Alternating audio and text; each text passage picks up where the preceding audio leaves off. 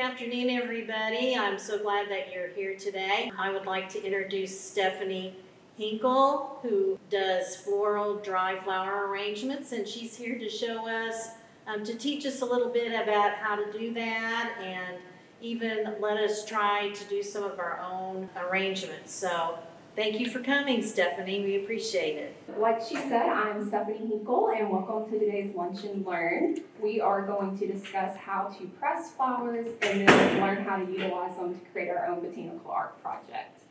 A little bit about me. I've lived in Rogers for the past 10 years, but I'm a lifelong Arkansan.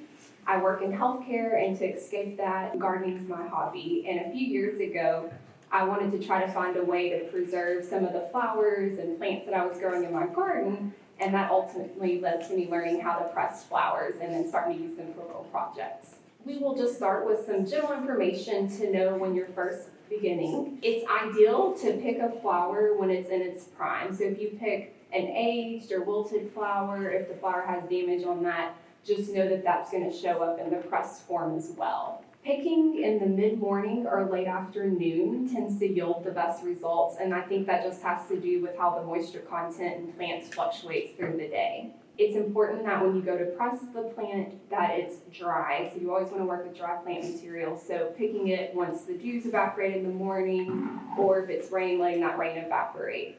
If you can't wait, then you'll need to bring it into the house and put it in a vase of cool water and let it air dry, but just always work with dry material. It's also important to try to handle the petals of your flowers as little as possible. They bruise really easy, you can create creases that you won't let it get out, and then I feel like the oils on our hands kind of impacts how well they press. It's easiest to press flowers that have a single row of thin petals, and I have some examples here, and you can kind of appreciate that, like on the buttercup or a daisy or this purple aster. I included a fern because they're also just really easy to press. If you try to go and pick, say, like your big beautiful double peony from the garden and press it, what will actually happen is it'll actually start to decompose before it dries. And so when you go to open your press, you'll just have like kind of a mushy mess. It'll tend to create some mildew on the paper.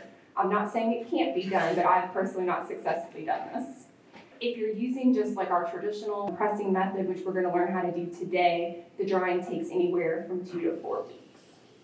2 to 4 weeks, so it's a delayed gratification. It's fine to go and check it early. You're not going to hurt anything if you open up the press early, but you want it to be nice and crispy dry before you use it. Something else I think that's really important to understand is that the structure and the color is going to be different when you press. So with the structure, if you are not starting out with a flat flower, you will end up with one, so just don't be surprised.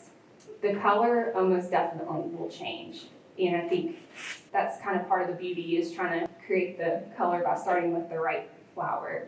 So pinks and reds, they tend to darken. So you might start with a bright red flower, but at the end it's probably going to have a burgundy hue. Blues and purples hold their colors super well and don't change much. Yellows and oranges also hold their color well, but they tend to darken a little bit too. White is probably the most tricky. There are whites that do not turn brown, but many of them will, and it has to do with oxidation. But like a daisy will hold a white. So looking at the pictures here, in that top left corner, we have some dried pansies and violas, and they're a really great flower to press. One, they have nice thin petals, and they come in some really rich hues that tend to translate well into a pressed flower. In the bottom left corner, I just thought this was a good example of how you're starting with this 3D bright pink flower, and an endpoint is this 2D kind of more purple tone flower, so it's still pretty though. And then lastly, I think this is a great example showing you what happens if you try to start with like a more lush, multi-petaled flower, such as this white rose, that the end point is potentially going to be brown, and it's not going to be a lush, dry flower. I think it's pretty in its own right, but it will change. This is a list of flowers and foliage that I know press well because I have experience with them. It's not an all-inclusive list, but I'll kind of go through a few of these and explain what makes them good. We already saw the pansies and violas and talked about that. Ferns, leaves, and grasses, they tend to dry really well, and I don't think you can go wrong when you go out into the garden. Picking something that's more flat tends to dry better though. Herbs that have like a more natural dryness to them, lavender, rosemary, sage, and thyme, All of those dry well. The daisies, buttercups, forget-me-nots, these all meet that single thin layer of petals that we were talking about. I've actually had really good success drying more like miniature roses, and so I actually included a picture of some pink knockouts, which I've dried. I have those on my property. But you can see they kind of have a lower petal count and a more open center, and so they actually do dry really well. Sometimes you may find that just picking off the petals will give you what you're looking for. So that circular canvas project, that whole outer ring, the rings are Gerber daisy and sunflower petals. I don't know that you could successfully press an entire Gerber daisy or sunflower because they have such a thick, heavy center. It'd be really hard to get it dried quickly before it decomposes. But you can see that plucking off the petals and drying them individually, you can use them. And then I did want to mention on a hydrangea. So you won't be able to go and press the entire big mop head hydrangea, but what you can do is actually clip off the little clusters of petals, dry them individually, and then if you want to create the look of that hydrangea, adhere them to your paper, whatever project you're doing in a cluster, and it'll kind of recreate the look of a hydrangea.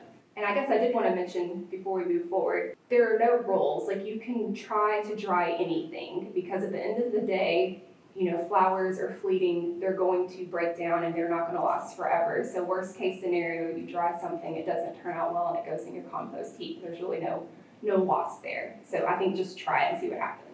There's 3 ways to press that I'm familiar with and personally use. So you can purchase or create your own wooden press, and that's essentially 2 pieces of wood.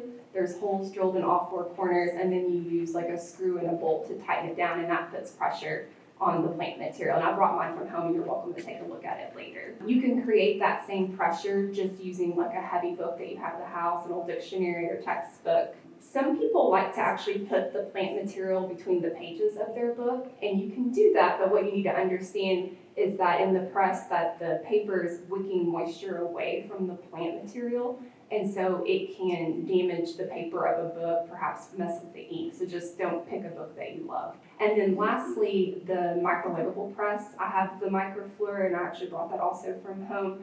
They're not that expensive, you can get them online for maybe $35, but it's really neat. So it has 2 plastic perforated pieces, and then you layer in some wool and cotton sheets in the center, and then put the plant material in the middle, and then you can put it in the microwave for 20 to 30 seconds, and you have instantly dried plant material. So it's really fun if you don't have the patience to wait your 2 to 4 weeks, and so that's just kind of a neat option if you happen to get into this hobby. I've tried flowers both doing the traditional method and with the microwavable press, and some do better in one or the other. It's not consistent, so it's not one's superior to the other. The only thing about the microwavable one is that it's so quick. So you can do whatever you want with your pressed flowers. Full transparency, I like to just store them in a container and go and look at them periodically. But you can create projects with them. You can use them to make a card or a bookmark. My favorite thing is to create more of a creative art project and put it in a frame. I've seen people apply them to the outside of a candle. You could adhere them to pottery or ceramics, use them to create pieces of jewelry. So there's really no limit, but these are just some ideas to get your thoughts on that. So we're going to be moving into the hands-on portion here soon. Do y'all have any questions before we jump into that? Oh, yeah. For example, the ones that you have, that you've trained in, do you have I would say indefinitely. I do think that as these are all probably 6 months to a year old, and they do dry out even more when they're out, and they become fragile. I've broken some pieces off of them, and maybe if they're getting sun, they might fade a little, but I think they can last a really long time. Maybe not forever, but a long time. Anything else? Yeah? When you said storage, does that irritate? Yes, so you do want to keep them in a place that's kind of cool and dry and dark so that they're not degrading any faster than they need to. I keep mine just in a closet in a closed Tupperware container. So what I think is so neat about this is that it's a really inexpensive hobby, and you likely all have the supplies at your house, but you're going to get those supplies here today. So you'll need flowers or foliage that you're going to press, 2 pieces of cardboard, construction paper or blotting paper, something heavy and flat, like a textbook or a dictionary, and then optionally the cotton rounds that you use to remove your makeup. I just started adding these in when I'm layering the flower that has kind of a thicker center. What it'll do, it helps kind of disperse the pressure more evenly, and you get a more flat flower for some of those stickers. Like there's some daisies on the table and y'all can use these if you press them. And so as I was saying, you're just essentially creating a sandwich. So the outer 2 layers are going to be the cardboard. The next 2 inner layers are just be your paper, and that's what's going to be wicking the moisture away from the plant material. And then in the center, you're going to have your foliage or flower. And the cotton rounds would be above the flower foliage if you are using one. And so if y'all want to look at what's on your table, everyone should have 2 pieces of cardboard and 2 pieces of just kind of construction type paper. And so what you'll want to do is you'll just want to lay down your first piece of cardboard and then top that with one of the pieces of paper. And then in the center of your table is some fresh plant matter that I picked this morning. I can't promise it's all in its prime, so I maybe broke some of the cardinal ones, but y'all just can select. There's enough for everyone to have, I would say easily 3 pieces of plant matter from the cups. And there should be napkins on the table if you want to blot dry the pieces that were in the water. Yes? If you just use like that paper from your printer, is that gonna change how well it absorbs? I found that construction paper works better because it's a little bit more coarse and it's almost like it wicks away the moisture better. I've done it with just paper towels when I was in a pinch. The copy paper is a little bit slicker. I don't know if that worked quite as well. So what I like to do, as I said, is I lay down my cardboard and then top that with your first piece of paper and then select your plant material and kind of lay it out on the paper the way you want it to be. Give things space. If you don't want to dry the whole piece, feel free to break it up into pieces or pluck petals away and then just kind of lay it out. And I think I see some people going for those daisies, and you may want to just pop the head off of them and just do the flower and not the stem. You want to give the flowers or leaves some space. And so you don't want to layer them because they'll stick to each other and then they won't have enough of the paper touching them to actually absorb the moisture. So once I have the flowers kind of laid out on the paper, I then like to take this second sheet of paper, lay it over, and then just use your hand to kind of gently roll pressure across it and kind of start flattening things. Are y'all at this step now where we're trying to roll some pressure across the flowers? So just lay it on top and then just kind of gently press down with your hands, and then take a look at it, and at this point you'll want to kind of manipulate the petals or leaves, because if you press them with creases or bends and they dry that way, you won't be able to undo it once it's dry because they become fragile or just break off if you try to unfold.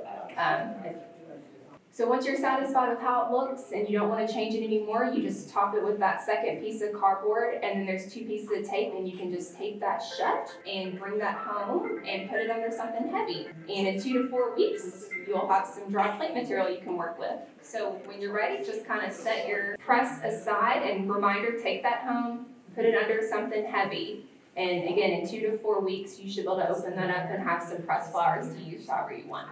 So the other thing you noticed on your table is there's a Ziploc bag, and inside of it you'll find a heavy piece of watercolor paper, which is what I actually like to use for art projects. It just seems to hold up well. An assortment of dried plant material, that's just from my collection, and I'd say 99% of it's stuff that I grew in my garden.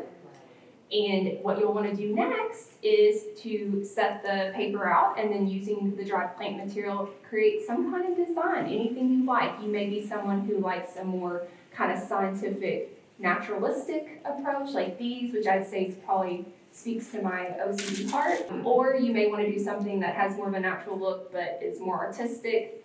Or I do like this project. I did it for a flower show, something that's completely abstract. There's really no limits here. So that's the next part of this, is everyone starting to put together a design. And then you'll notice on the table there is a plate with a little bit of glue. It's called Mod Podge. You can buy it at Walmart, Target, Hobby Lobby. That's the matte version. It comes in a gloss, but I personally like the matte. And then you'll find a paintbrush on the table. So I like to first, again, lay the material out in the design that I like. And then you'll want to dip the paintbrush into the Mod Podge and gently pick up the plant material and then kind of paint glue onto it and then press it back down where you want it. You can use your fingertips to press it down, or sometimes I like to even flip the paintbrush over and use the non-painting tip to kind of put pressure so I don't get glue on my fingertips. If you're working with really small things, or like some of the packages have just petals, you might want to use the paintbrush tip to just lift it up and then press it directly on the paper and not even use your hands. that's how when I was applying these, I would lift them all with the paintbrush and then kind of paint them down with the paintbrush to add pressure. Yeah. It only took like 6 to 8 hours. It was really fast. And that doesn't include the drying time.